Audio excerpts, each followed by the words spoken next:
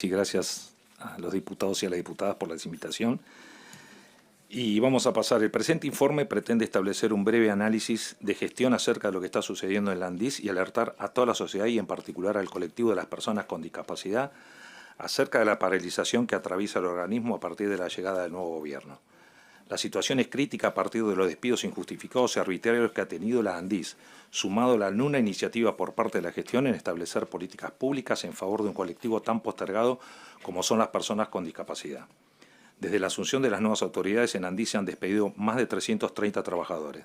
Dichos despidos fueron arbitrados por gente sin ninguna idoneidad en la materia. Consecuencia de ello es la paralización que hoy atravesamos, habiéndose dado gran parte de los mismos en el interior del país y sumado al cierre de los CDR dispuesto por el Ministerio de Capital Humano. Hoy la tramitación de las pensiones no contributivas se encuentra totalmente paralizada. Es más, la Dirección de Apoyos y Asignaciones Económicas a cargo de la emisión de las pensiones se encuentra vacante y sin designación alguna.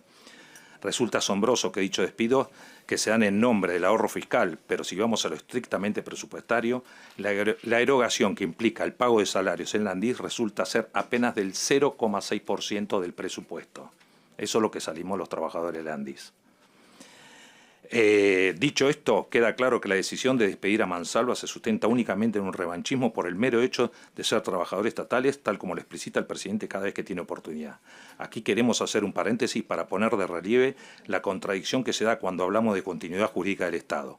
Por un lado, se asume la continuidad en sus facultades, atribuciones, estructuras, convenios, compromisos o deudas contraídas por anteriores administraciones, etc., pero dicha continuidad jurídica no se pone de manifiesto en lo que respecta al recurso humano, al despedir de forma unilateral compañeros con más de 20 años de antigüedad, comprobada idoneidad en sus funciones, donde ese Estado que ha ido renovando consecutivamente, año tras año, esos contratos, es el mismo Estado que hoy los despide sin motivo alguno.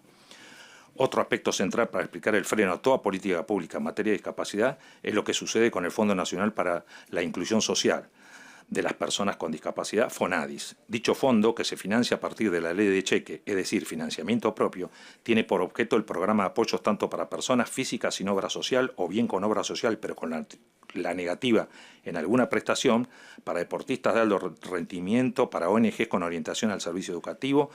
Así, desde el FONADIS se financian proyectos como ser la adquisición de audífonos, de máquinas de escribir en braille, sillas de ruedas deportivas o la accesibilidad de determinado establecimiento. Al cierre del primer trimestre del 2024 no se ejecutó un solo peso. Cabe aclarar que en el periodo comprendido entre el 2021 y 2023 se había ejecutado más del 90% del presupuesto en cada balance. Nos preocupa también la paralización en las actividades deportivas, recreativas y de complementación de la rehabilitación que se realiza en el predio de Ramsay. Se han desguazado áreas enteras de trabajo como la Dirección de Accesibilidad. Se han despedido trabajadores profesores de educación física, de danzaterapia, teniendo en consecuencia inevitable en la baja de los distintos talleres que se dan en la ANDIS, como el taller de tango, jam, lectoescritura, para mencionar algunos. Se interrumpen así los distintos procesos de rehabilitación de los usuarios que concurren al predio. Lo antedicho coloca en una situación de extrema vulnerabilidad y emergencia a las más de 1.770.000 personas con discapacidad que poseen certificado único de discapacidad en todo el territorio nacional. La certificación es una política pública de demanda espontánea cuyo crecimiento interanual giró históricamente en torno al 15%, es decir, alrededor de 50.000 personas con discapacidad se suman anualmente al Registro Nacional de Personas con Discapacidad. Sin embargo, por primera vez en la historia, con la excepción de la emergencia sanitaria producto de la pandemia, en el primer trimestre del 2024 se evidenció una baja del 18% en la emisión de los certificados con respecto al año anterior. Este dato resulta alarmante, ya que sin CUD, sin el certificado de discapacidad, no hay acceso a los derechos y prestaciones. Teniendo en cuenta lo anterior y en vista de la paralización que atraviesa el organismo en todas sus funciones esenciales, nos preguntamos cómo se garantizará el acceso a las más de 1.500.000 personas con CUD, en cuyos certificados son orientados a tratamiento de rehabilitación, a las casi 750.000 que requieren transportes específicos, a las más de 350.000 personas que requieren, según consta su CUD, prestaciones educativas.